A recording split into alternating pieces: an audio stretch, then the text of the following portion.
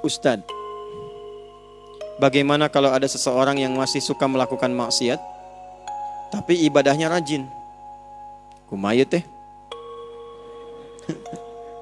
STMJ, ya, sholat, terus maksiat, jalan. STMJ. Aduh. Cabe, jelly, royal, dan ginseng.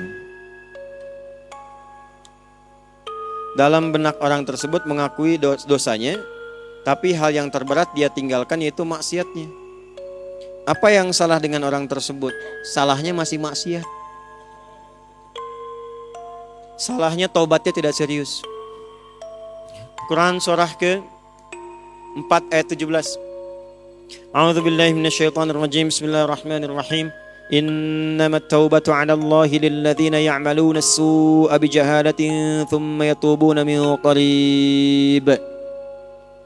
Allah hanya akan menerima orang tobat yang sungguh-sungguh. Yang saat sadar dia salah, dia segera bertobat. Jadi rumus tobat itu kalau sadar salah jangan ditunda, segera tobat saat itu. Salah sore, ba'da asar, jangan tunggu malam sambil tahajud. Karena boleh jadi maghrib meninggal. Maut datang lebih cepat dari apa yang tidak diduga. Segera. Yang kedua, sungguh-sungguh. Terus begitu. Nah, bagaimana ciri orang yang diterima tobatnya ketika dia benar-benar bertobat? Quran surah ke-39 ayat 53. Qul ya ibadiyalladzina asrafu ala anfusihim la taqnatu min rahmatillah. Innallaha yaghfirudz dzunuba jami'a. Ya Muhammad SAW, katakan, viralkan pada semua hambaku yang berlumur maksiat, jangan putus asa dari rahmat Allah. Tobat yang betul. Kalau dia benar, Allah ampuni semua dosanya.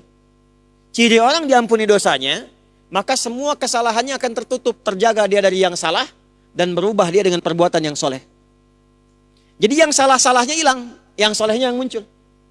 Mata pernah melihat maksiat, gambar yang tidak bagus, ya, video-video yang buruk.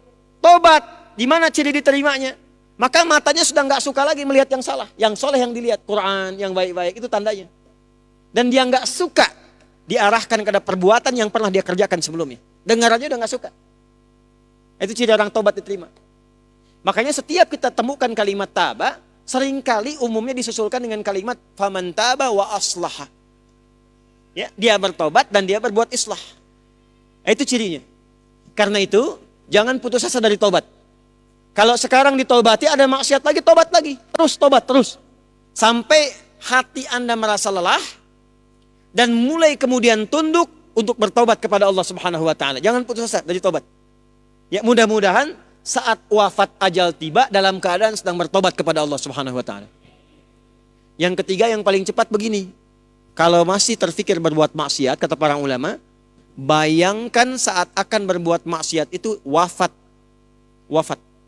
Diwafatkan oleh Allah Subhanahu wa taala. Anda tobat nih. Pernah berbuat jelek, pernah mabuk, pernah ini, pernah itu. Maaf teman-teman. Jangan putus asa. Ini kata Allah, jangan putus asa, aku sayang. Jangan putus asa. Dan biasanya ada bersitan dalam pikiran kita, dalam jiwa kita. Aduh, diterima enggak kalau tobat? Masih bisa kembali enggak? Kalau ada kalimat itu tersirat, itu hidayah dari Allah. Rumus Qur'annya cepat ambil. Ini Allah sendiri yang jawab, hambaku, disebut hamba. Sebanyak-banyaknya dosa, membunuh, merampok, berzina, pernah mabuk, sebanyak-banyaknya. Kata Allah, hambaku, ini rahmatku, cepat ambil. Sujud. Tangisi dosa itu. Kalau belum bisa menangis, menangis lagi. Nangis lagi. Nangis lagi. Tangisi diri kita yang belum bisa menangis. Sampai hatinya lunak. Berusaha terus. Sampai kita merasakan ketenangan dalam taubat. Dari situlah kemudian muncul ungkapan ulama, Allah sangat mencintai pelaku maksiat yang mau bertobat dibandingkan orang soleh yang tidak pernah merasa salah. Boleh bikin status tuh. Ya, silakan.